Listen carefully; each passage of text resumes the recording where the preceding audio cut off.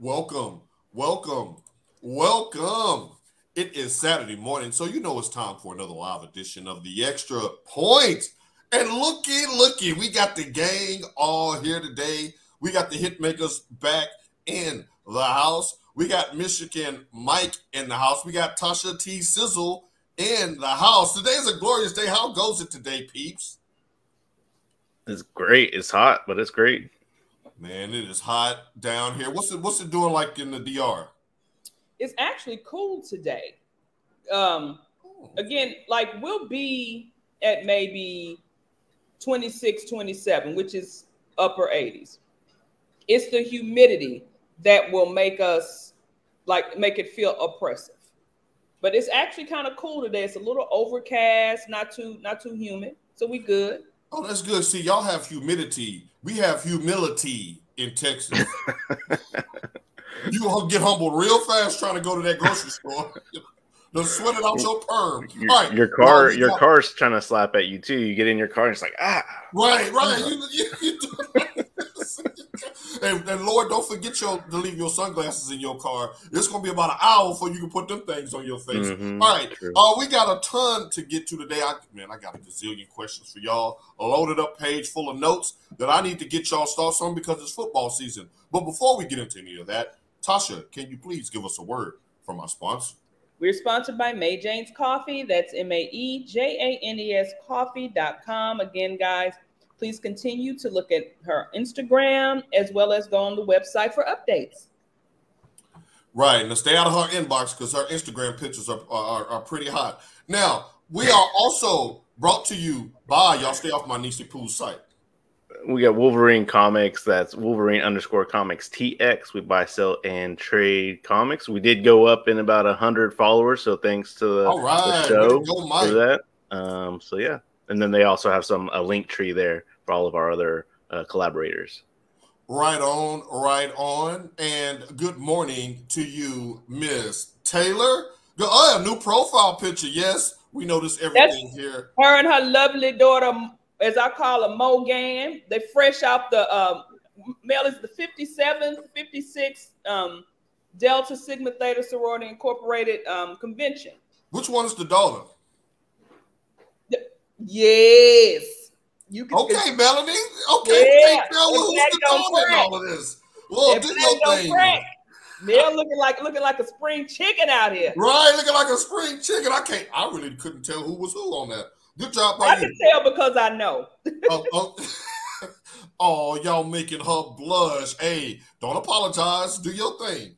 We all trying to keep it young and spry out here. Now, y'all, let's go ahead and get started. Saquan Barkley. Wow, that didn't take long. Looks like he decided to swallow his pride and attend camp on time. He went ahead and signed a 1-year, $11 million deal with a $2 million signing bonus. But there's a caveat. He can also be tagged this next upcoming off season. Tasha, I'm going to start with you because we didn't get your thoughts on this last week before the deadline passed. What are your thoughts on how this played out with the Giants and Saquon? What are your thoughts on that? It really just showed me how the NFL values running backs. Right. You can have someone who wants to be committed to a team, who wants to stay with the team. I mean, that's at any position. But I don't understand what changed everything. Like, you would have someone like Barry Sanders, who played under trash, garbage conditions. Right. Stayed in Detroit his whole life.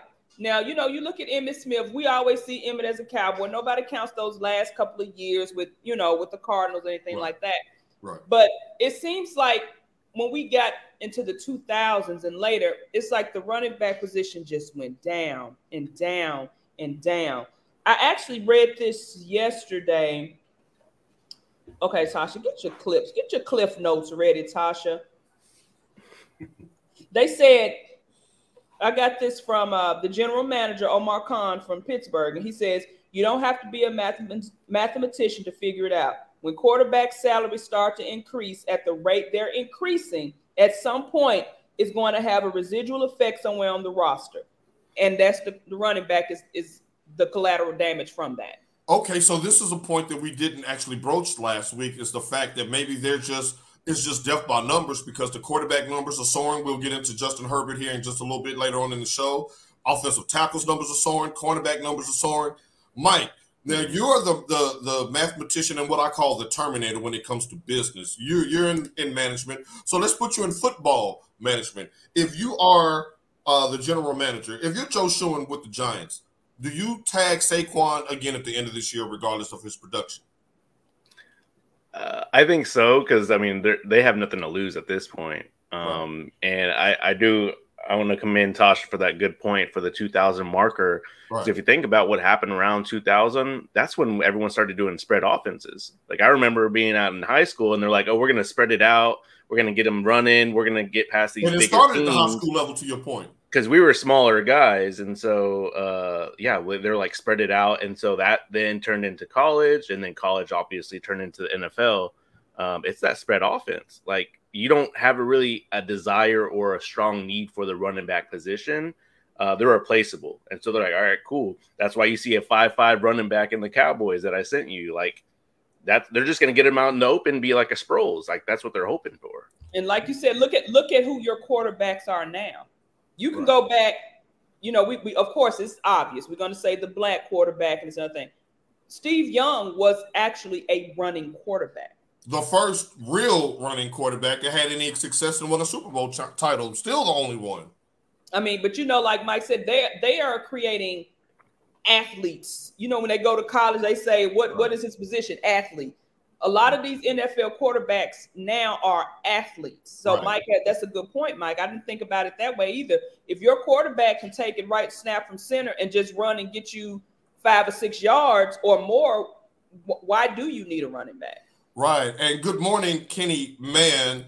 And good morning, Sasha. Sasha, she says, all three of y'all. Yeah. All three. Yeah, we back. All three of y'all. All three of us. It's reunited and it feels so good. Now, Jarrell Glenn says, get rid of the salary cap. Telling billionaires how much money they can spend is crazy. Now, thank you, Jarrell. We right here. That's the exact reason why I asked Mike, would he tag him again? Because it's a business. If there's a process in place where I can save money, I'm going to save it. Jim Irsay just made headlines earlier this week telling Najee Harris, basically, forget you and your request to change. Now, remember, that wasn't meant for Najee Harris. Oh, yeah. Now, and your running back, Jonathan Taylor, is entering the last year of his deal, and y'all hadn't entered contract talks. Now, Derrick Henry did a press conference yesterday, and he's usually a man of few words, but he went on for 11 minutes talking about the running back position, and he said out of his own mouth that if his son wanted to play football, he would tell him to be a linebacker instead of a running back, an edge rusher, or something of that nature. And this guy is who we call King Henry. So he sees the writing on the wall. Got a nerd stat for you, Mike and Tasha. Last year, do you want to take a guess at how many teams averaged 4 yards a carry or more? 4 yards a carry or more. Now that's usually the benchmark for a solid running game, basically. Right. Yeah, that's pretty mid if we go historically. I'm gonna say you were gonna say 6. Yeah, I was gonna say I'll take the under on 10 for sure. I'll say 6 too. Now I was in the same boat as y'all, and I fell out of my chair when I actually heard what the number was.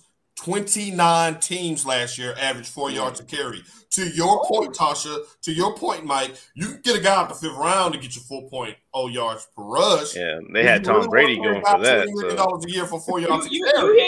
You hear this show, Tampa Bay? Put Keyshawn in. Put him in. Yeah. Kenny says he's still fighting for his life like R. Kelly against these Texas fans. They still crying. I've been seeing you troll in the Tennessee Titans site, Kenny. You keep up the great work. I'm proud of you. You're a culture through and through. Now, last point on this, and then we'll get into our previews. Bijan Robinson was actually like the last high-profile, high-drafted running back in the last few years. He went like top 8 or so. His contract is 4 years, $21 million fully guaranteed, and the team has an option for a 5th year, which we know they'll exercise and then franchise tag him. While $21 million fully guaranteed is a bag, that's only $5 million a year, Mike. $5 million a year. And where will the franchise tag be in 5 years if it's gone down the last 3 years? Yeah. It just doesn't pay to be a running back. If your sons wanted to be a running back today, would you try to guide them away from that? I know Tasha's going to say, "Oh, absolutely, yeah." I think we talked about this last week. I said it's more of an edge rusher. Like you can have an edge rusher for everything. So right. Because just if you can get 10 sacks a season, you're going to make about $25 million a year, just as Jeffrey Simmons. All right, so congratulations to the Giants. You got your guy. Congratulations to Saquon. At least you got your $2 million up front. Maybe go out to Vegas and see if you can flip that because you ain't getting no more money out the Giants, bro. It's just a wrap. All right, now almost stick that on that beautiful protein shake out. You done said flip it like it's dope. You gotta go to Vegas and flip it, or get you a AT&T commercial or something. I don't know what to tell you because you're not getting no more money. And Derrick Henry all but conceded the fact that he's going to be Emmitt Smith next year. He'll be on the Cardinals somewhere, making $7 million a year on a 1-year deal. You know what I'm saying? He already know. But Tennessee gave him his bag. We'll digress. We're going to start our countdown to kickoff where we preview all 32 teams. Don't worry, ladies and gentlemen. We're going to break this up over the course of the next 4 weeks. We will not do them all today. We know y'all got things to do, especially my panel who has families to take care of. But we're going to start with the champions in the AFC West. The Kansas City Chiefs last year won the title, finished 14-3.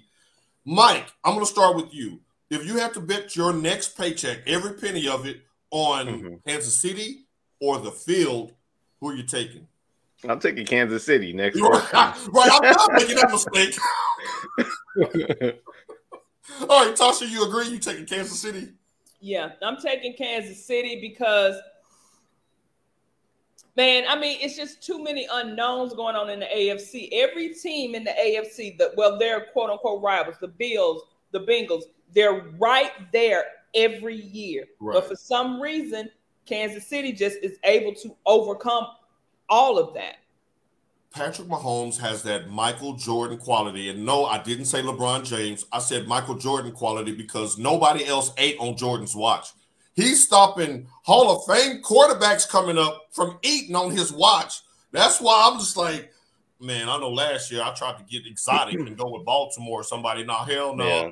I'm going with the Chiefs until further notice. I think it has to do with a lot of the coaching for the AFC too, because like Andy Reid and Mahomes combination, if y'all have seen the quarterback thing, that it's just electric. And I think where Mahomes lacks and like just veteran knowledge of the quarterback NFL position, Andy Reid comes in and is like, hey, we should try this. And he's like, oh yeah, that's a good idea. You know, so I think it's perfect. I think the Broncos will eventually get there. I think that's a good move with Peyton being over there, but I still think. We're gonna get to the Broncos. Go ahead, Tasha. Go ahead. As Mike was saying about the coaching too, Mahomes does not. I mean, you look at the top two other quarterbacks in the AFC. I'm going off of last season. Right. Burrow is injured. What's his name at the Buffalo? It just slipped my mind. Josh Allen. Josh Allen underperforming when it counts. So that right there, the quarterback play is above and beyond. Right. And to Mike's point, it's that chemistry between Reid and Mahomes. When you have an innovative coach who allows his athletic, like you said, super athletic quarterback, Tasha, to play free, and you build an offense around all of his gifts and talents instead of trying to make him a square peg into a round hole. It just unlocked everything for that offense. They lost Tyreek Hill last year and led the league in scoring. And kept moving like yeah, they were like, so anyways, you know. Like Mike is like, all right, so anyway. All right, okay. So Tasha, we asked this question last year before they won the Super Bowl. So let's rebroach this subject. Are we in the midst of a dynasty now, or do they still have something else they need to accomplish? They went to 4 straight AFC Championship games, 3 of the last 4 Super Bowls, winning 2 of them. Is this a dynasty now, this Reid-Mahomes connection, or do they still need to accomplish more? I mean, they had 2 championships? This is a mini dynasty. Yeah. It is. If they win it this year, yeah. It's full-blown Cowboys and Niners in the 90s. Yeah. Right. Mike, you agree? Yeah, the only change I would say is like even if they skip this year and win it next year or win it in 2 years, it's still a dynasty. I would agree. The same. Yeah. I like the signature, or I guess the Tasha stamp on it, to where it's a mini dynasty right now. I like that. Right. But the fact that you're still throwing dynasty in there shows that they putting in work out there in Kansas City. Oh, yeah. And I'm not making that mistake again. Like every year it looks like they start off a little slow out the gate, then they go on a run, and when the clock turns to January, they just some monsters. Go ahead, Tasha. But you think about it. Technically, they are a dynasty already because, like you just said, those 90-era Cowboys and 49er teams, they were going tit for tat. It wasn't like they was winning every year. So right, that's true. They were swapping titles literally, like back to back, like the Lakers and the Celtics did back in the 80s. You can almost say they technically are a if you're going by the 90s Niners and Cowboys, right, they are a dynasty. If I gotta bet all my utility bills and rent and all of that, I gotta put it on my homes and them. I think I'd sleep better at night doing that. Now, Vegas has their over-under win total at 11.5 wins. Tasha, you taking the over or the under? Oh, I'm gonna take the over on that. Damn, think about this. The line is set at 11.5 in the NFL, and she's taking the over. That shows you just how potent the Chiefs are. Mike, you taking the over or the under? Yeah, I would say so. I think last season they were a little laxed to start out, but I think they still finished 14-3. Right. I'm gonna take the over. I'm gonna take the over as well. Let's continue with the AFC West with the Los Angeles Chargers. Finished 10-7. Justin Herbert is now the highest paid player in NFL history. He inked a 5-year, $262 million deal with $133 million fully guaranteed. Tasha, how far? No, start that. That's Mike boy. You start down at that bottom. Hold on, let's drop this up here right quick. We're gonna start with Mike. You know what, Mike? You're right, because this is your boy. Let's start here with you, Mike. How far does Herbert need to take this team to live up to this contract? I mean, I obviously don't think it's going to be a Super Bowl. However, to live up to his contract, I definitely think it needs to be like AFC Championship game to live up to that contract. Tasha, let's be a little bit more specific. And great graphic, by the way. Let me bring y'all faces back up here. Let's be a little more specific. Let's go true or false. Justin Herbert will not win a division title under this 5-year extension. True. I'm going true. You're not even getting out the division, bro. That's it. You are in a division with Kansas City. Hey, kudos to the Chargers. You know, they're trying to get their man because decent quarterbacks are hard to find. Right. And we will say that he's got a trajectory to be a great quarterback. Even Baby said, yeah. Even Baby agreed with the quarterbacks being hard to find. Right on, money. You gonna stop calling my man Monty Williams. Monty Williams is the highest paid coach in NBA history. What do you mean? He went to NBA Finals. He's no scrub. That is the ultimate compliment. I know, but so but again, you paying him so much money, and he's never going to win anything. Like you in the wrong place, wrong time, my brother. Yeah. If he was in the NFC somewhere, any other Titans quarterback. Yeah, or the 49ers quarterback. Like, let's be real. Ooh, we gonna get to the 49ers quarterback. Mike is letting them off early. Hold up. Trying to play a 4th-string quarterback. You ain't getting no Super Bowl with a 4th-string quarterback. You try to slander my team already. Why so? Oh, you get Giants hands. Giants hands. Why so? Oh, ladies and gentlemen, stick around till we get to the NFC West because I figured that this might get spicy. Now, Tasha, really ought to come back to Mike with this, since you was calling Herbert the next Peyton Manning, and me and Tasha was kind of like yawning at it. So we really ought to bring this to you, Mike. The last time, Mike, we're going to come to you, and then Tasha, you can rebut. The last time we saw the Chargers, they were blowing a 27-0 lead in the wild card round against a Jacksonville team that barely squeezed in the playoffs. If they do another one and done in the playoffs this year, is Brandon Staley out of a job, their head coach? Yes, Absolutely. Yeah. Tasha, you agree? Yeah. Got to roll after that. Now, Vegas has their over-under at 9.5. Doesn't sound like they're just as sold on the Chargers as Mike. Mike, you taking the over or under on 9.5 wins for the Chargers this year? 9.5 is pretty. That's a pretty good. No, it ain't. It ain't but 17. It's 17 games. I know. I'm saying like it's a pretty good spot to be. I would say. Yeah. I would say over. I think they get 10. Tasha, you think they get 10 wins this year? 17 games. They can go 10-7. That's almost 500. I'm still over 500. Daddy said no. All right. Well, if Daddy said, look, if his mama called him Clay, I'm gonna call him Clay. That's a tricky one. I'm gonna take the under because I think Denver is gonna be better this year. I agree with Mike about Denver. All right. Now let's go to Denver. Because Denver been all in the news this week, Tasha. Yeah. Tasha, new head coach Sean Payton made waves on Thursday when he went on national TV or national radio and said that former head coach Nathaniel Hackett, who was fired, he called it the worst coaching job in the history of football, said it was embarrassing.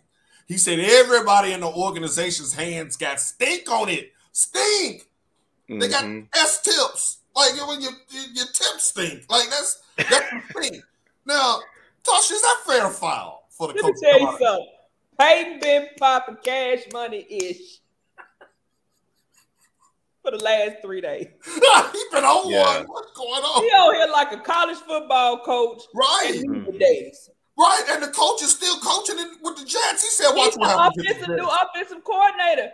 But the thing is, he threw the whole organization under the bus. The GM, who's still there, but Payton being paid. That's why they hired him.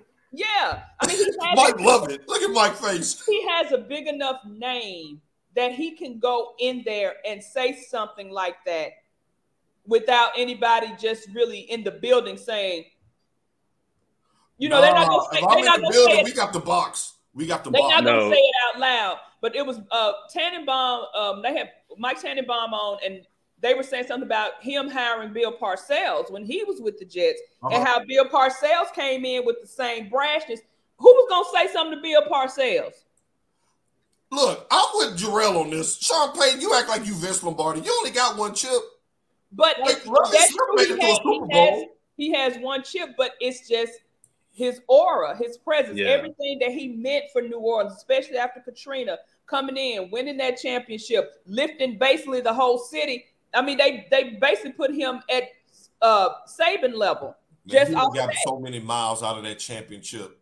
So, man, he doesn't. I mean, come on, bro. You got a lot of miles out of that championship. Now, Mike, if you was the general manager, who's still there from last year, like Tasha said, do you got a problem with Sean Payton's words if you're the general manager? No. I mean, if I'm the general manager, we hired him for a reason, and we knew that was his mentality.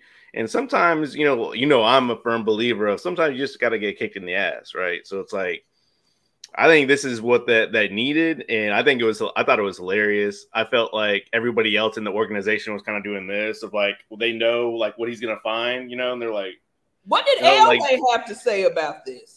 Elway wanted the box. I ain't gonna lie to you. Elway's a man with pride. Elway ran off the field like this on his last one when he knew this one was for John. Elway did that helicopter to get that touchdown. He sent Green Bay packing like that. He was the man. And if Elway at his retirement conference, he said, "Hey, if I'm Elway, I got to see you, bro. I got to see you. We got to talk like, hey, look. I get you going after Nathaniel Hackett, who they play in week 5. I can't wait for that matchup with the Jets and the Broncos. But come on, bro. Now, a lot of people are speculating he did that to take the heat off Russell Wilson. I don't care why you did it.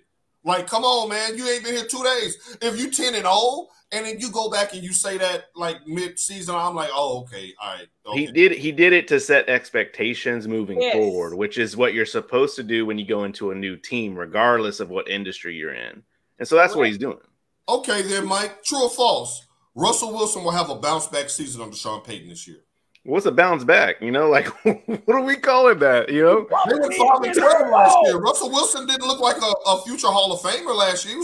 So you're saying a bounce back would be 7 wins? Like, I don't know. No, I'm saying his performance, like on the field, where he was just god awful. He wasn't on any fantasy roster. No, you're right. I just don't think Russell Wilson was prepared last year. He was doing too much showtime with Sierra. No, not even that. But you know, him spending his whole career in Seattle and then having all the weight on his shoulders to be the savior of the Broncos. I just don't think he was prepared for that. And with no coaching, you know. Right. And then what Mike said is like you putting it all on last season's coaches is motivation to get you to go out here and play better. Because now it's like Peyton almost said, now I done put it out here. Y'all got to show us, was it the coach or is it y'all? Say it right, Tasha. He told Russell, I done forgave you, bro. I done forgave you, bro. I done put it on the previous coach. Now you got to now from a psyche standpoint, I'm sure he knows Russell Wilson, you know, better than we would. But if he has a fragile psyche, I think that was a good strategic move to take the heat and put it on him now because nobody's talking about Russell this week. They talking about Sean Payton. But Russell Wilson and fragile psyche should not even be in the same freaking sentence. Well, you said that they said he was a kind of a diva and a me first guy in Seattle. That's what got the Legion of Boom mad. But you know what? He should not be that sensitive. I agree, especially at the quarterback position because you're gonna get ridiculed. You won championships. Your name is up there. You got your beautiful wife and her goodies. She's still fine. But you know what, though, Mike? You didn't know. All right, Mike. Okay, Mike. DJ Quick down there.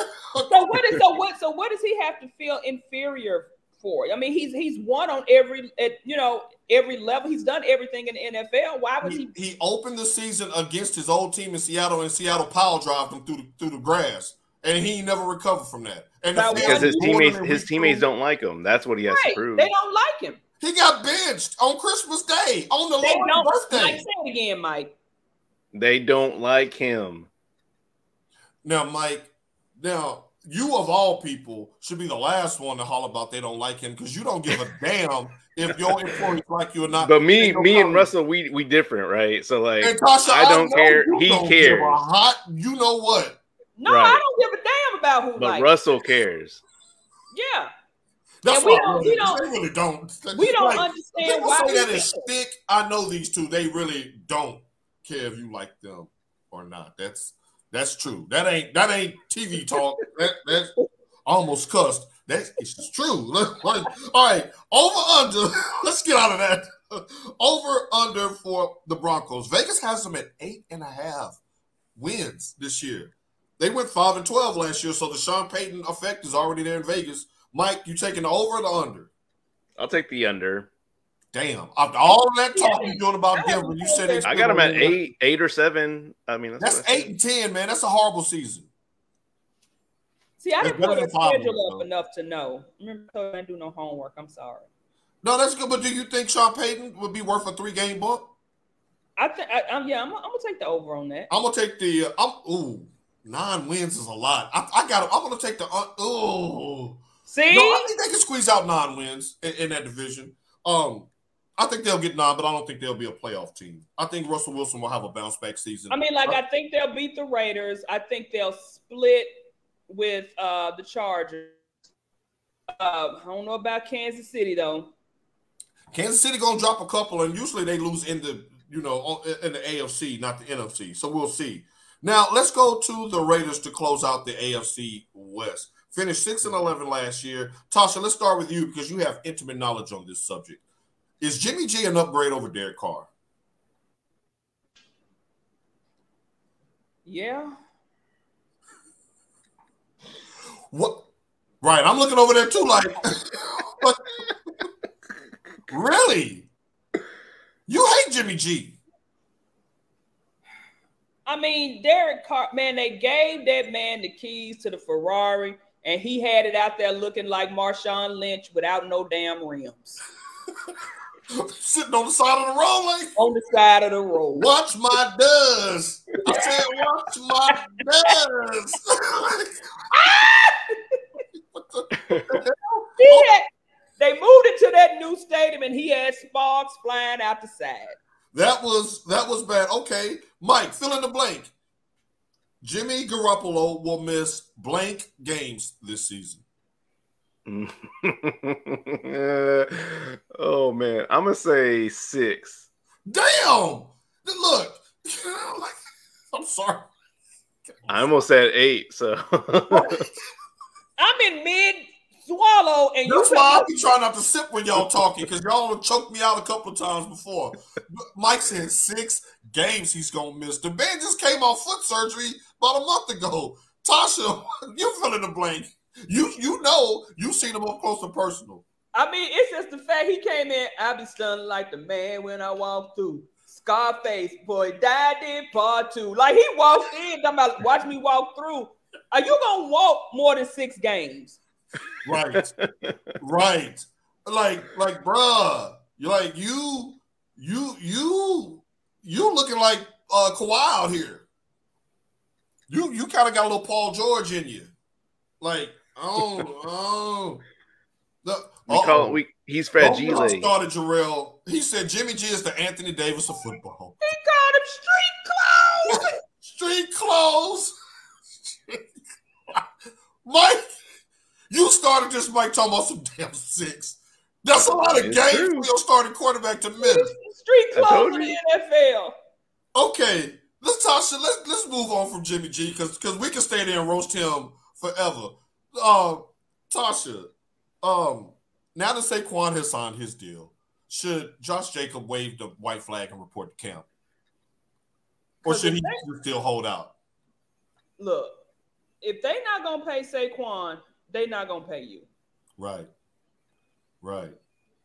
I mean, and that's the sad part, and I forgot to bring this up earlier. By Saquon basically just folding, that set the precedence right there. I'm glad you said that because we got wrapped up in the conversation. I forgot to ask you that. Did Saquon ruin it for everybody else? Yes, he did. It sounds like. Mike, if you're Josh Jacobs' agent, are you getting him on the first Southwest flight out to Vegas? Like, man, just go and report to camp. No, I don't think so. I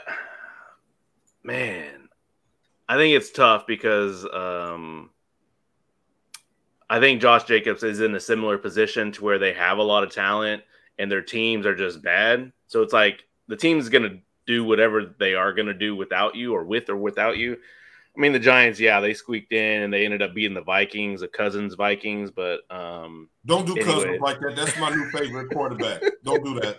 You know I like him too, but he's still mid. Anyways, that's a different tangent. He's a heartbreaker. I mean, he'll taking it to the bank. I'll start signing those free what the hell are we talking about? Those franchise tags. Free agent tags. Basically, yeah, it's a free agent tag. I'm tagging you. Has Jonathan Taylor signed already? No, Jonathan Taylor. Yeah, bro, they haven't even opened up negotiations with him. Yeah, I think he should hold out then. I think Josh Jacobs wanted to be the MVP. Yeah, right. I think he should hold out with Taylor. Josh Jacobs got like 5 kids. Right, he better sign that contract. Make sure y'all follow Jarrell Glenn on TikTok. He has a bunch of great sports content. Now, Josh, bruh, take your $10 million and scram. The only leverage that he might have goes back to what you two just said in the previous question. If Jimmy G's gonna miss 6 games, they're gonna rely on you even more heavy than they did Derek Carr because Derek Carr, for whatever his boo-boo-ness was, was on the field. I'm not signing. And Jones is on the field in New York, but don't sign it.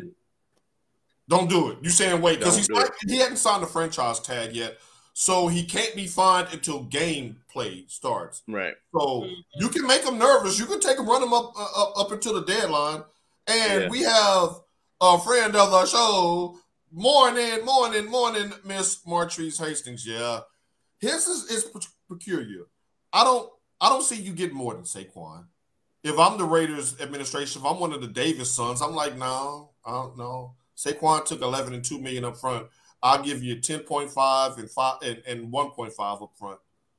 You can take that or leave it. Or we're going to have the Butu Wright running. I'm surprised with the Raiders because, they backed up the Brinks truck for the coach. when they was paying him all that money that they won't pay the players. It's Well, and if you're Josh Jacobs, one of the things that people frown upon is when you have your best season in your contract year, where people are like, well, where was this the last 2 or 3 years? But he has 4,000 yards in 4 years with them. It's going to be interesting to see. Now, Vegas has their over-under set at 6.5. They said that Garoppolo ain't going to win no more games than Carr. There's some 6 games that he That's some 6 games. Exactly. The 6 games and the holdout from Jacobs, like, it's a bad time. They might win 2 games. We're going to get to that, too. Morning, AP Coulter is in the house. Y'all, I'm taking the under on this one because of everything y'all said. No Josh Jacobs. Garoppolo ain't going to play. They got Jared Stidham as the backup. The one person you do have is Devontae Adams. Mike, from a fantasy standpoint, is he still an elite wide receiver 1? With everything that's going absolutely on? not. No, what you just said, because he was a dog last year. He ain't got no quarterback. He was a dog. He says, don't forget, they got Deflategate Brady upstairs to play when Jimmy G gets hurt. Oh, he is a part of the organization now. Now, Brady may put him up. No, because Brady and Garoppolo have been having old beef. Yeah. If Garoppolo, Brady's the one that's going to hurt him. He's going to pull up that pipe in the back. All right, Nancy Kerrigan. Tanya Hardin. That's who did it. Yeah. Brady's going to have them tanking. Watch. Brady is going to ship him out of there after this season. But Garoppolo ain't going to play under Brady, and Brady done got him shipped out of New England once. But that's a good point, Jarrell. You're right. I'm going under. The Raiders are a dumpster fire, and it hurts my heart that Devontae Adams is going to be a wasted talent this year. Somebody that is not going to do their research and take him in the top 10 like he was a top 10 fantasy player last year. But that's his fault. He had the opportunity to re-sign at Green Bay. I know there's a lot of stuff going on with Rodgers and whatnot, but he said he wanted to go play with his college quarterback, and now your college quarterback done got shipped out. This is a business, and you ain't too far gone to understand that. That's what Billy told Prince in Purple Rain. Right. Look, and if Mike get me hired on his job as the manager and then they turn around and fire him, I got rent to pay, Mike.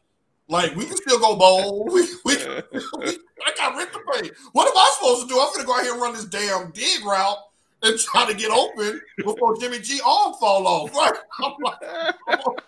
I'm open. All right. Now, hey, good stuff, by the way, with your AFC West preview. Good stuff, ladies and gentlemen. Now, let's go to the NFC West. And there's a certain hue of red that's... It's called Cardinal. It's called Cardinal. Woo! It's a certain hue of red. What do you say? You like Cardinals? You say you like the Cardinals? The Cardinals this year. That's what she's doing. Like she's trying to play it off. You going with the... Okay. Let's start with the reigning division champs, the San Francisco 49ers. Mike, I got a true or false question for you. Okay. But right after we say good morning to the lovely Miss Sheila Hastings, good morning to you, Miss Hastings. Mike, I got a true or false question. Baby's got to go. That's to go get him kiss. You're going to need a kiss for this segment. I'm going to get you one more. You need one more? You might need one more peck for this. Yeah, you need that. This is a double pecker. Wait, that didn't sound right. No, that didn't sound good. Let's get out of that. All right.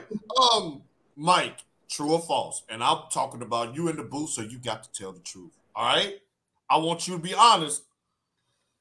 If Brock Purdy doesn't go down with an arm injury in the first quarter of the 2022 NFC Championship game, do the 49ers make the Super Bowl? True or false? No. Okay. What are you talking about? Okay. All right. I got my popcorn. Tasha, feel free to do what you do.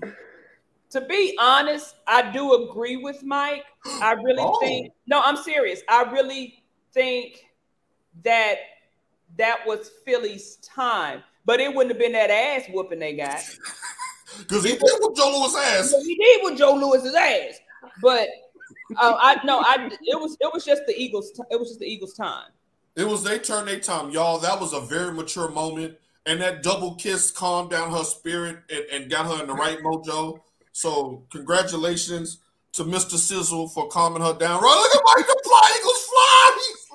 The bread man. No, that was the piece. She over there like woosah. Doing this.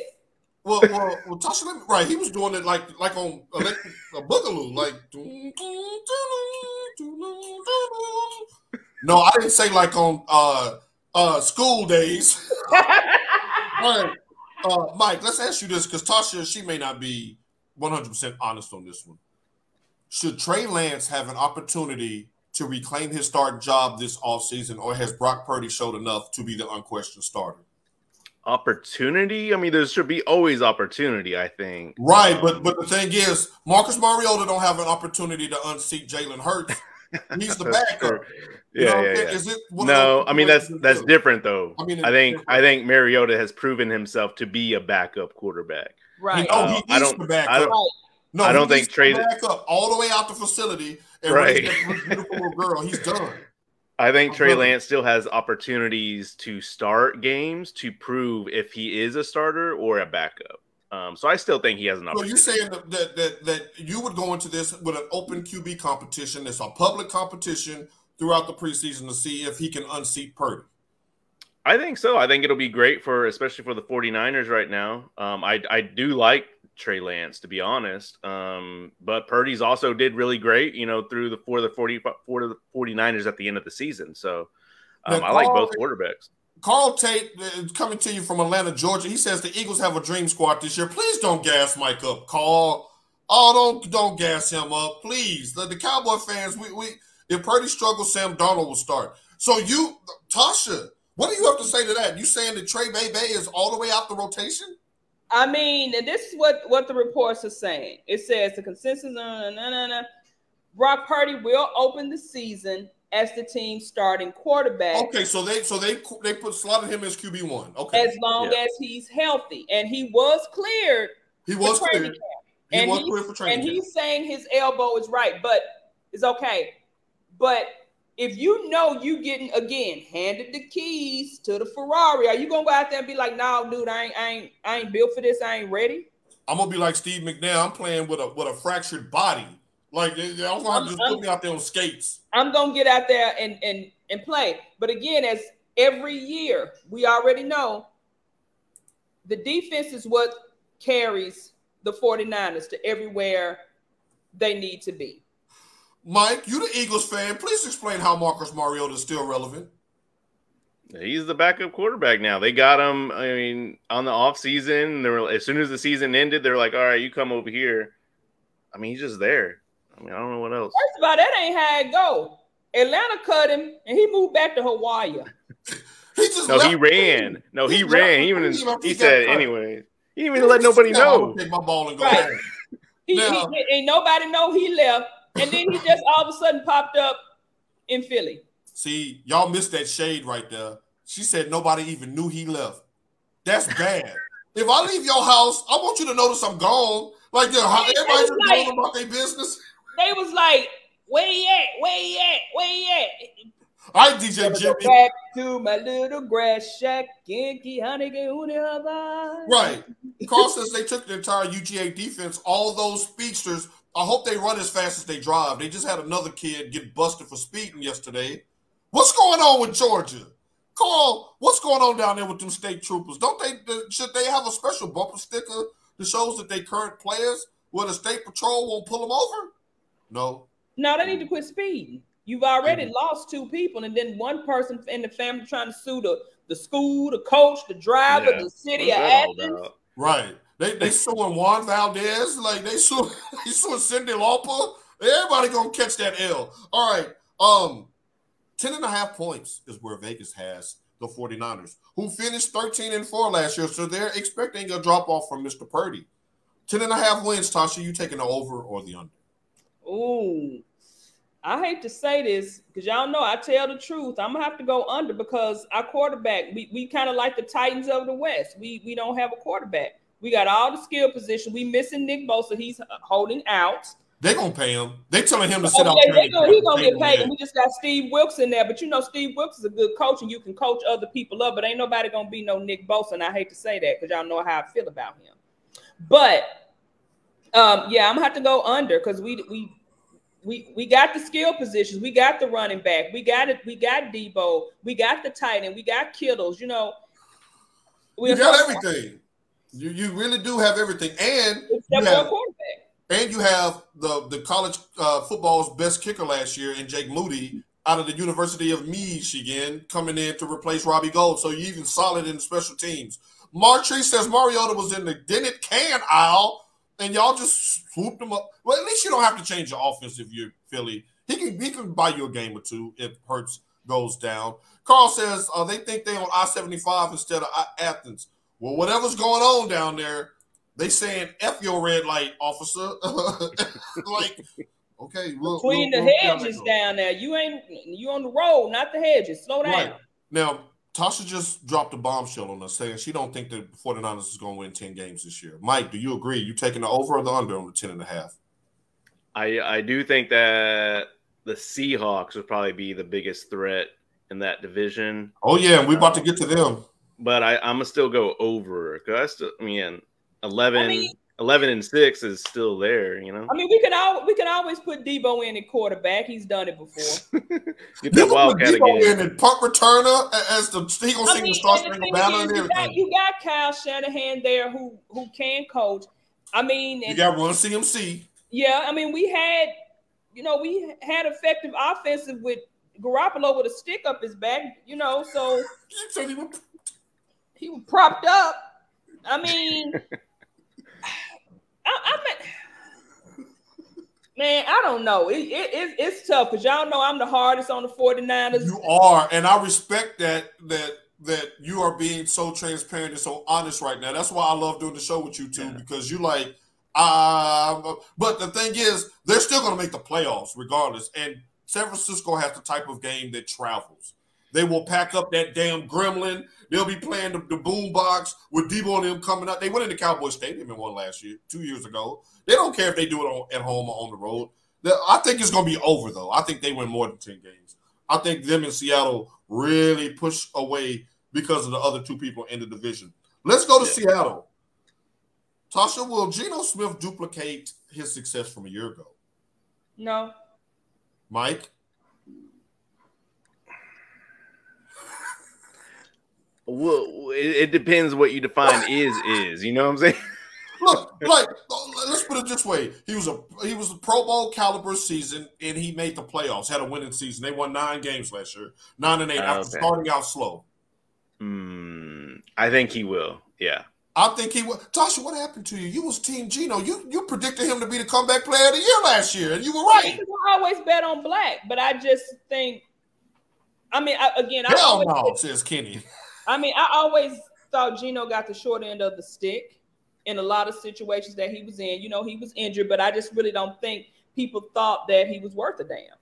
So Tasha, you being very nice by saying he was injured. Y'all, he was injured because he had borrowed some money from a linebacker in the Jets, and the linebacker wanted his money back, and he said, F you and your money, and the dude knocked his block off, knocked his cheekbone into the NFC West. So that's how he got injured with a fractured face. Geno. I'm rooting for you, though, Geno, because football is better when Seattle and San Francisco are both good in that division. I mean, I just don't think he can improve off of what, kind of what he did. I think he may be. You think he plateaued? Yeah, and the same will get them to win the NFC West if the 49ers are down. Seattle made a lot of great moves in the offseason. They added some weapons on the outside. They got Jackson Smith and Jigma. They got the kid out of Illinois as cornerback, and with their two first-round picks. So they got a squad. Mike, let me ask you this. You love the running backs. You love the Big Ten. Kenneth Walker out of Michigan State, who put up 5 on us 3 years ago in Spartyville. I'll never forget that game. We still should have won that game. That was some bad calls in that fourth quarter. He will be a Pro Bowl running back this year. True or false, Mike? Pro Bowl. He came on hard and took Rashad Penny's job maybe halfway through the season, finished with 1,000 yards and 9 touchdowns. I think so, yeah. I'll say yes. Y'all, he's going to be a fantasy sleeper. Make sure you put him on your radar in your fantasy drafts, because Pete Carroll is going to run that ball. They're going to try to protect Geno Smith from being exposed to too many passes, but they still have Lockett, who is the ageless wonder, and you still got DK Metcalf out there, the big beast. You pick up Jackson Smith and Jigma out of Ohio State. and you got a potent offense, they will win the division this year. Put that on something. I say they go 11-6. No. I say they go 11-6 and win the tiebreaker over San Fran. That's my bold prediction for today. So I'm taking the over on the 8.5 Vegas is giving Seattle. What are you taking the over, Mike? Yeah, I got the over. Tasha, you taking the over or the under on 8.5 for Seattle? I'm gonna go over. I like what they're doing out there, and I like Coach Carroll. Although I think that was dirty what he did to USC after they lost to Texas. Now we're gonna blow through these two teams because these two teams blow. Just real talk. The Rams, they finished 5-12 last year, and Vegas has them in a 6.5-point win total this year. Now I have never seen, and correct me if y'all have seen one as well, I have never seen a Super Bowl champion fall off the wagon as hard as they did the last two seasons after winning their Super Bowl. So let me start with you on this one, Tasha, because we're always talking championships or money. As a Rams fan, would you rather win a Super Bowl and then have 9 straight losing seasons, or would you rather have 10 straight playoff years with no Super Bowl? I'm going to go for that Super Bowl because you got idiots out here getting tattoos before their teams even make it. It's all about the teams so we can brag. Because what do we always say? Oh, the Cowboys got 5 rings. 49ers ain't won a ring in 40 years. Cowboy. It's the champions to be able to brag to say my team won one last. D says, you mean the lambs? This little lamb of mine? Are they going to shine is the question. Right? Mike, you got to do your spiritual rock. You know, once you start no, Mike, not you ready to fight. No, the side to side is I'm ready to fight. What church you go to? Right. No, he said the lamb chops. Let's see, that's because Tammy got them talking about food. Lord, I can't wait to eat some more of my sister-in-law's cooking. Davey said the Rams are toast. Mike, do you agree? Are they toast? You taking the under on 6.5? Yeah, absolutely. And I agree with Tasha. I'm going to take that championship. I don't care if I lose 9, 10 seasons. Like, okay. You want to get that tattoo to say. Yeah, look at the Mavs. Like, we're still riding on our 2011 championship. With Kenny and Damian Coulter in the chat right now, I think I can speak for all three of us when I say give me the championship and 20 years of losing. Damn it, we need that ring. Y'all, we done came so close. That was 99, was so long ago. Like, give me the ring. I would have lived off that championship. Y'all wouldn't have been able to argue with me. Like, I'm going to give y'all some insight, y'all. They be trying to troll me in the comments in our group chat. Mike tried to slip in, oh, the Giants can't beat the Titans and the Cowboys forever. He think that I didn't see that. I saw that. Come on, you can't beat them forever. I laughed at it. I know you laughed at it, and I didn't even comment because I had a moment of clarity, and I was like, well, damn. The Titans don't have a Super Bowl, so I can't really chime in. I'm going to let that ride. But if I had a Super Bowl, we'd still be arguing on reply about that right now. I can't say nothing. We didn't win. I'm with y'all to give me the Super Bowl, and then I can just go and do something out of here. Like, I'm good. Yeah. So that's that. Mike, is Cooper Kupp no longer an elite wide receiver? he is, but he has no one to, there's no one throwing the ball, so I'm gonna say no. Nicole, would I take him? Why would you do that to me? Cuz we know. That's just cool. That's true. That's true. Hey, this city been living off that. Like, the only people on TV and the radio down here are the people from them championship years. You don't see no DeMarco Murray having no radio show down here. It's all the ones like Nate Newton and them. So he is correct. Tasha, would you draft Cooper Kupp in your fantasy draft? No. Next question. I think he was playing good. I just think he got a lot of like I said, they basically geared the offense towards him. So if you're going to be the main, any wide receiver that's supposed to be the main piece, you're going to get the looks. I'm not saying he's a scrub or anything, but a good wide receiver is still going to produce regardless, and we haven't heard anything from him. Devontae Adams produced with Derek Carr, had almost 1,800 yards receiving and 12 touchdowns. He was on my fantasy team, and he was a 30-point monster every week, regardless of the matchup. So I agree with you 100% there, Tasha. So y'all going under the 6.5 that Vegas is giving the Rams? Yep. All right, I'm with you on that. Now, with the Cardinals, I just got one true or false question for both of you. True. This is funny because, look, I'm going to read this right off the paper because she said true. And I'm going to read this right off this paper. The Cardinals will draft Caleb Williams with the #1 overall pick next year. She said true. Mike, do you agree? Yeah. I think they need a change. I think they need a drastic change for sure. Yeah, but Murray ain't it, dog. Listen, y'all be hard on Murray. He's still playing right now. It's 10 o'clock in the morning. Fighting that sneeze for a minute. Yeah, he Call of Duty. Don't wait for nobody.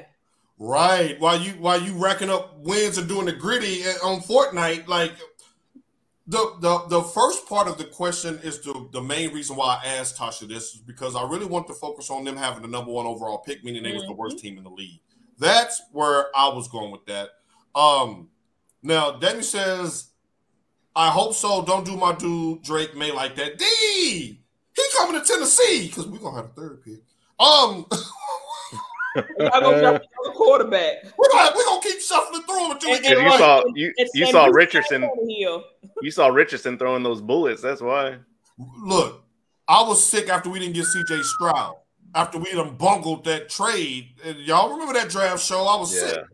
That was bad. So Vegas has them at 4.5 wins. Vegas is messy. 4.5 wins. I'm going under. Tasha? Yeah. I mean, I think that's about right. So she agrees with Vegas, Mike. Yep, under. They're gonna have the #1 pick in the draft, and if y'all don't know who Drake May is, watch North Carolina football this year. That kid is special. So we shall see. Although Mike is sold that Will Levis is going to be the man this year, we'll see on that. All right, good job from you on that. We'll get your playoff predictions and all of that a little closer to the season. Well, wait a minute. Hold on now. We got Kenny saying, no, got Mr. Mayo Man. Look, ain't no in-house fighting, Kenny. What your daddy say? Mr. Mayo Man is Will Levis eating mayonnaise on that TikTok. Remember? He just eat mayonnaise out the jar. When he put it in his coffee. He was putting it in the coffee. Good job by you, Kenny, man. Nah, man. He put it in his coffee, man. I don't trust that, man. I don't even like to look at mayonnaise. Well, that's because you can still wear two-piece, but we're gonna keep on rolling. The Big Ten had their media days this week, and I know Mike is sitting up. Look at that map. We coming back from the bottom of the map. Hey, you don't like mayonnaise. That's because you and your daddy are condiment racists. Can I put my brother on blast real quick? My brother don't like no white condiments. Me either. He don't like ranch. He don't like sour cream. He don't like mayonnaise. Like, what's going on, D?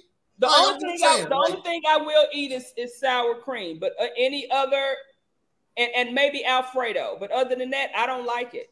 Kenny, no, I ain't lying. Put some mayonnaise on Jamie's sandwich and see what happens. Don't do it. You're going to get slapped across the face with it. All the way across the face. My mama, you would have to make 2 bowls of tuna fish for us as kids. One with mayonnaise and one without. And if we ran out the one with mayonnaise, we just out because mama wouldn't let us eat his. Shouts out to my mama, AP Colton. That's a mother through and through to make 2 different bowls of tuna fish, one with no mayo. Now, Big Ten, y'all, I got 5 burning questions regarding the Big Ten Conference this year. And I want to see just how real Mike is going to keep it in this segment.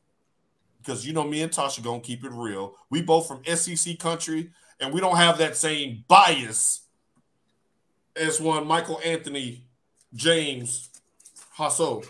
What the hell's that? Anthony sounded a little more Catholic. You know what I'm saying?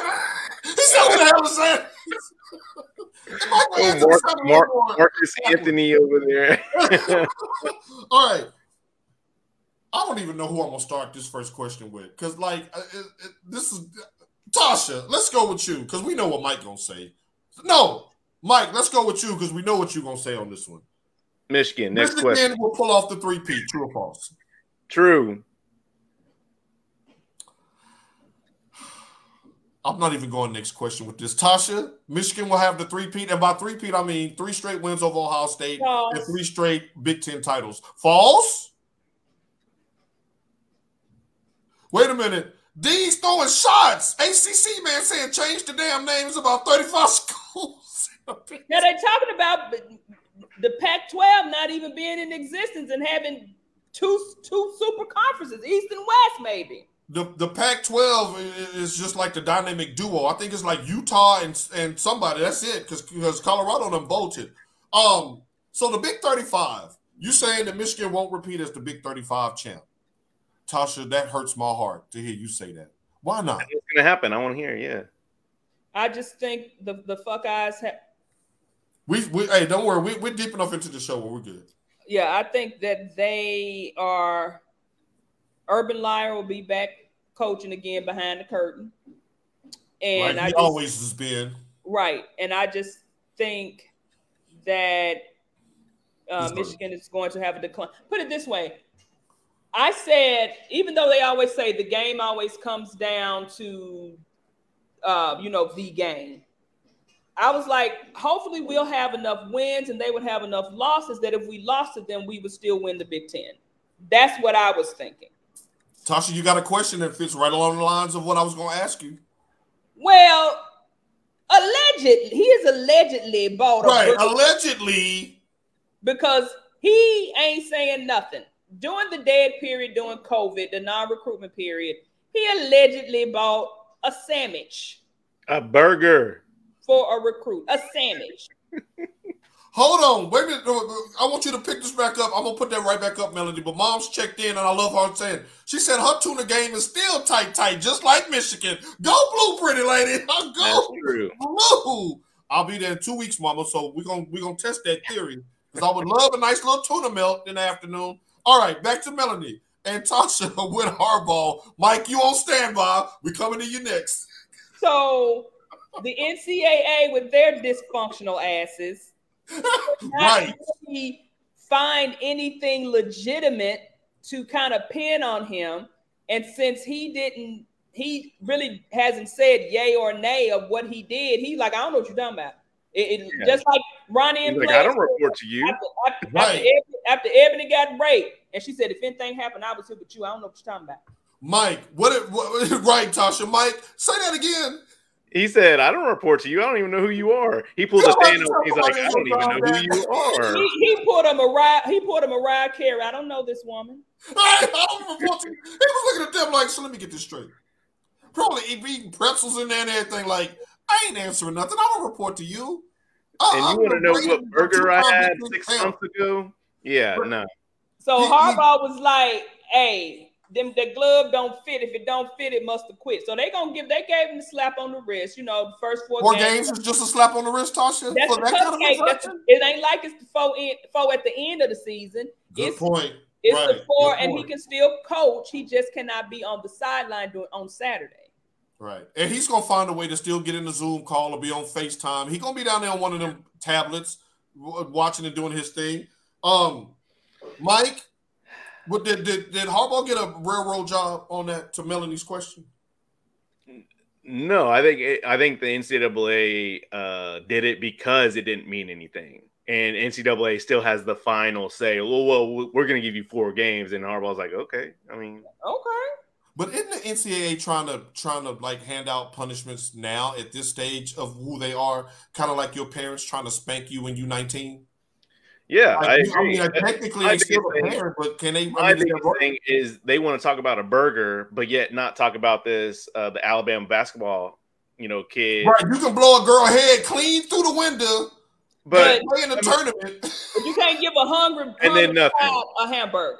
Okay. But if you put cheese on your Whopper during COVID, you're going to jail. Right. I hate the NCAA. And this is just further proof to why Mike has had such disdain for them. I send them, just to let the viewers know, I send them an article usually once a week about NCAA needs to go.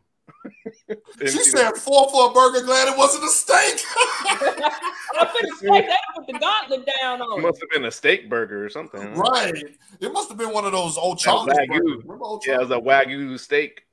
Right. Okay. Question number 2 in our 5 burning questions for the Big Ten Conference. Mike, will a 3rd straight loss to Michigan cost Ryan Day his job at Ohio State? Yes, absolutely. That guy does not care, and he continues to not care about the game. And that's burning. I mean, we've seen how many. We usually watch the game once a week but it's more like Ohio fans viewing the game. And right. No, that's hilarious. If you're a Michigan fan, you need to go to Ohio State fan reactions for the game last year. It is hilarious. Damien, I agree with you. He said that Harbaugh gonna be on the sideline in a Lloyd Carr mask. He's gonna be like, what you doing here? We threw right. Right. Well, Wilson standing right beside him, like just be still, just stand next to me. We good. Because Charles Woodson is the biggest homer on Fox Network, and I love it. Yes, I love it. Take him off of that coverage team. I love Charles Woodson. Root for us at the beginning of every game on Fox. I love it. Now this one, Tasha, I'm gonna come to you with because this one is kind of sad, and because I know you always bet on black. That this one here, I'm kind of torn because I love it and hate it at the same time. Mel Tucker. After the 2021 season, after the year they beat Michigan, he signed a 10-year, $95 million deal. And we was all like, oh, Mel, get your money, get your money, get your money. That's good for college football. That's good for the brand. That's good for the brothers. But he went 5-7 last year. If he goes 5-7 again this year, how much rope do they – no, let's not say rope. Yeah.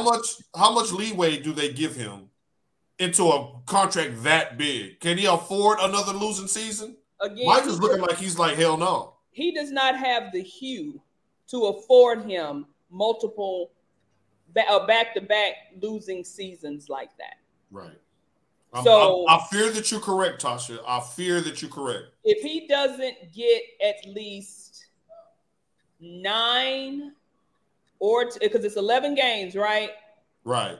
12 now to be 12. So if he doesn't get 9 to 10 wins, they're going to find a way to get rid of him. That's a lot of money to be on the hook for in a buyout. Mike, if you're in administration and you invested $95 million into a coach and they're going backwards now, how much room do you give him? Because to Mike's credit, and the reason why I'm coming to Mike with this, because he had the similar position with Jimbo Fisher when we talked about the SEC last year, about he's making all this money and they're not making adjustments and the team is going backwards. He got to go. Yeah. Does the same apply to Mel Tucker? Yeah, absolutely. And it's not for the wins for me. I mean, yeah, you obviously want to see some push forward. For me, what I mean not at our expense, though. We're going to smoke that. Right, that's what I was going to say. You can beat everybody but us. Right. We got that night game coming. Oh, they're already talking. That's a different one. But my thing is, like, I want to see some recruiting. For me, diving into their books, I guess, and looking at everything, I'm not seeing any recruits coming through. I'm not seeing any 4 stars that are going to be game-changing. 5 stars, obviously not going there. Everybody trying to go play for Dion. Hell. Yeah. I'm sorry, repeat that, Tasha. Everybody trying to go play for Dion. I mean, we've been saying that. We've been saying we're going to get to Dion next week, too. I mean, and y'all, come on. Now, y'all know it's not his coaching skill as to why they want to play for Dion. It's because it's – let me take it back. You can go viral. Right, for playing for Prime. You can. And the Big 12 needed that shot in the arm after losing Texas and Oklahoma. Now you got a signature coach that will be in that conference next year, 2024. They go back to the Big 12. And you see how we're not putting the same pressure on Colorado for this move next year like we did Texas and OU. Oh, you going to the SEC. You better win. You better win. They just happy to have somebody. Right. Okay. They just happy to have somebody in the Big 12. Tasha will agree with you on this one, Carl Tate, who's down there in Georgia Bulldog country. He says the recruits looking at the SEC. Mike, the who? He left off a conference, didn't he? Or did he? Yeah, he definitely did. You look at the top 5. I mean, even in the transfer portal, if we look at all recruits, I mean, Michigan's top 5 too. Michigan has had a great recruiting class for 2024. We have, but it's still everybody. Like I said, they want to go play for Prime because you can go viral. They know they ain't winning no championship for Prime. They know they can go to SEC. They can go to Georgia. They can go to Georgia and Bama and win them a national championship. That is true. They can go to the Big 10. Be nice. I mean, they can go to the Big 10 and you're going to get seen. But the thing is, this is what I tell people. If you, like me being a child in the Big 10 country, then coming to the SEC country, you got to play your ass off in the Big Ten. It's not, because it's not because, you went to Michigan or you went to FIU or you went to Iowa, we just gonna give you a slot. I feel like a lot of times with those SEC schools, because the name, the championship lineage is so great, it's like they automatically get a pass. Right. So if you that is true. When you Mike, get that's the most objective thing she said about the SEC in a while, huh? I mean, but no, it's the truth, because SEC is king, and I continue to say that. They are for now. They know you go to the SEC, you're going to get a championship. If you go to Georgia, Bama, you're going to definitely play for one, if nothing else. You're going to play for one, and you're going to get picked. The Big Ten is hard because those are grit and grind players. You have to basically get it out the mud like Kevin Gates. Yeah. If you in the Big Ten, regardless of what school you're at. Right. And to your point, and Mike, I'm going to come to you. Georgia can lose 2 games this year and still make the playoffs. Michigan can't. Yeah. Like, they're not going to give us the benefit of the doubt to let us go back in with a 2-loss season. We got to run the table. And if you're in any other conference, you better be undefeated. If you're in there with a 1-loss or 2-loss Georgia or Alabama, I think they will they do get the benefit there. Mike, is this the year that the Big Ten breaks through the curse and captures the natty? You already know that answer. I already put it on everything. So who's going to win it then for the people who ain't in the chat, Mike? I got Michigan's winning the championship. We'll get to Carl pick in a few weeks.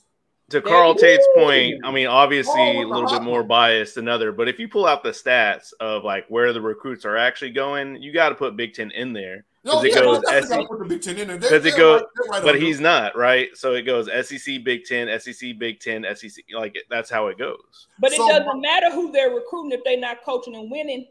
It ain't showing up. The Big Ten, but it is showing up. Look at the NFL. Look at the NFL draft classes. No, we talking about the national championships. It ain't showing up in the Big Ten.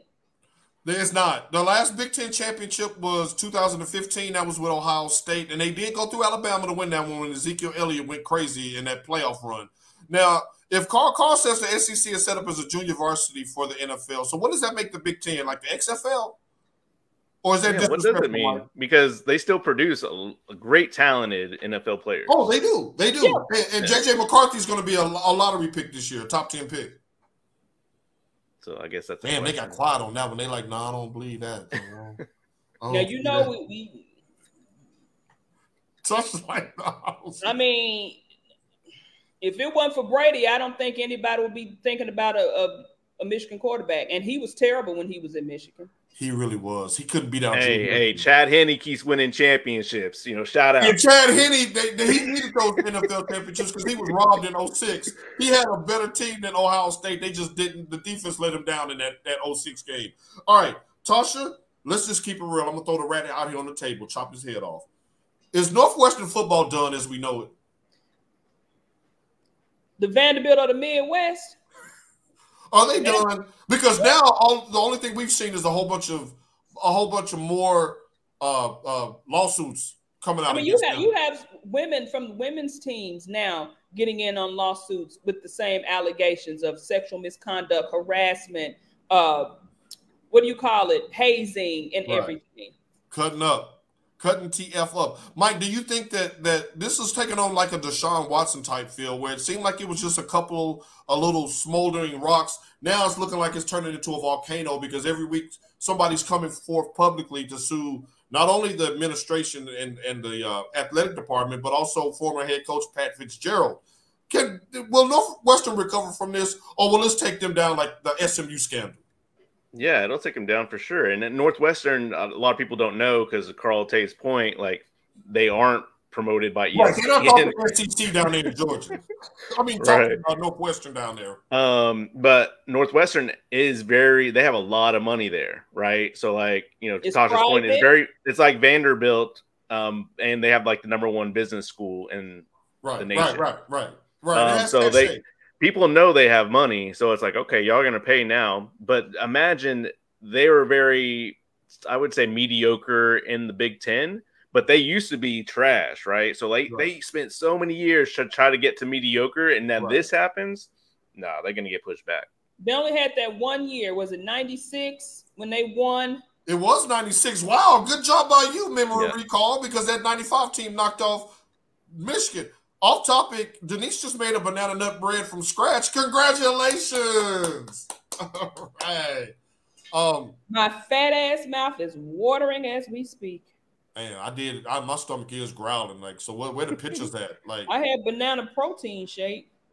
Well, it is 11 o'clock. I mean, like Mike done already had a whole full breakfast and everything. All right. And last but not least for the Big Ten 5 burning questions. Who plays in the Big Ten championship game this year? Michael. I have Michigan. We was gonna say Wisconsin. Iowa. Oh, you got Iowa? Oh. Yeah, I got that. I want some of that smoke. He just want Cade McNamara to play Michigan because Cade McNamara transferred to Iowa. And talking all that smoke with that tight end. I just don't like it. It don't sit right with me. Ooh, Mike is sensitive about them Wolverines. Tasha, who plays in the Big Ten championship game? Ohio State and who? And it's gonna be a bloody war. Wisconsin and them FIs out of Columbus. This hurts my spirit, Tasha. How could you predict this? Now, I have to be transparent. I'm not gonna sit up here and lie because I want it to happen. Kenny did a wardrobe change, by the way, in the middle of this show. That's Stephen A. Smith with a tights hat on. Come on, Kenny.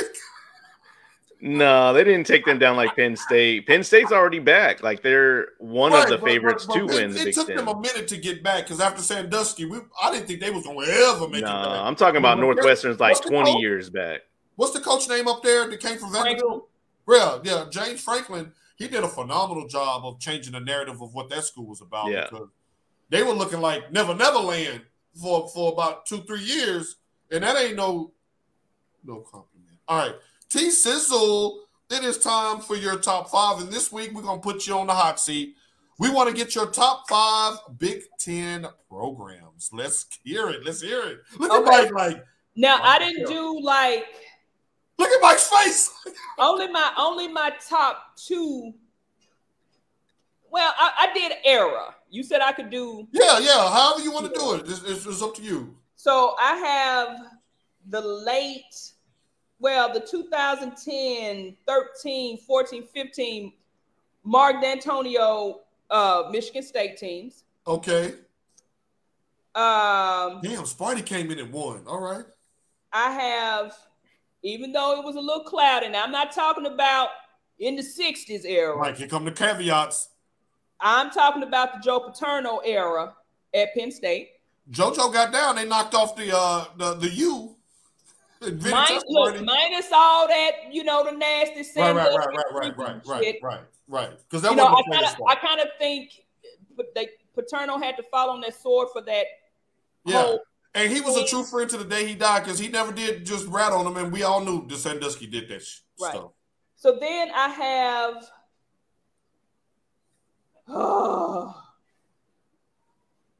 the Urban Liar era with the FIs. To which we never beat them while he was there. Okay, we waiting. We are number 4 now. Now let me change that. Number 2, the sweater vest era with the FIs. Number 1, the 90s Lloyd Carr era at Michigan is number 1. Okay, because at first I was like, wait a minute, we getting to the end of the rope here. Okay.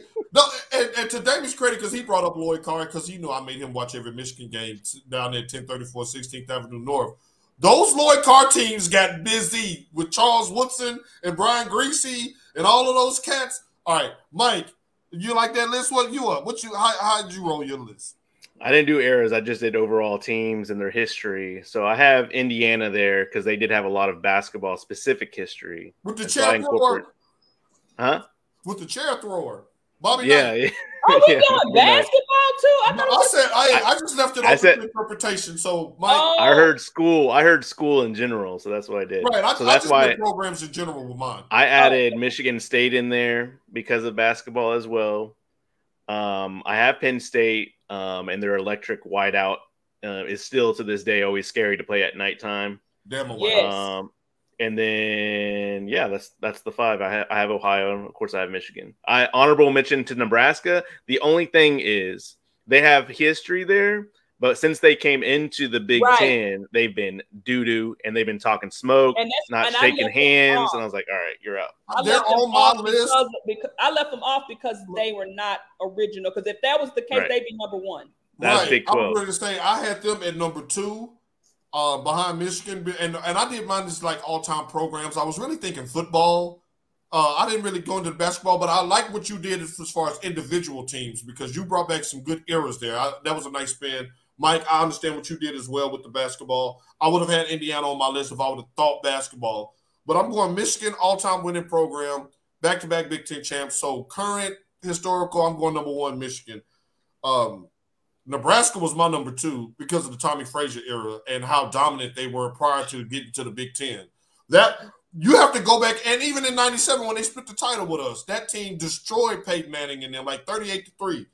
3, I got Ohio State, 4th Penn State, and 5th Michigan State because of Magic Johnson and Izzo and all the success they had. So good job, Tasha. Who you shouting out this week? Then with the Tempiaka Batuka reference. That's what's up. We beat him in '96 with Big Timmy. No, I'm shouting out you. And I was talking to Daddy this morning. As we thinking about our 30+1, our reunion for our high school. And I said, Paul really been getting it in because I started getting back to because I fell off. I got back to exercising.